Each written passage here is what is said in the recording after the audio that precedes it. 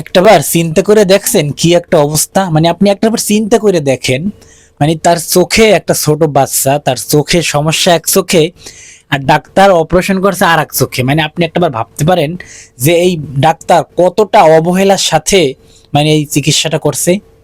মানে এরকম একটা বিষয়, একটা সেন্সিটিভ বিষয়, একটা এত বড় একটা অপারেশন, সেখানে একটা চোখে সমস্যা, সে অপারেশন করে দিয়েছে আর এক চোখে।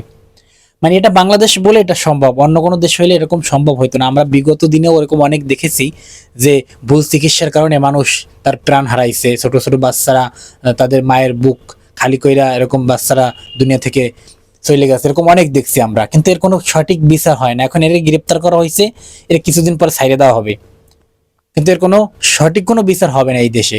যার কারণে মানে হাজার হাজার টাকা দিয়ে আমরা চিকিৎসা নিতে যাবো, কিন্তু আমাদেরকে সামান্য পরিমাণেও একটু কেয়ার করা হবে না।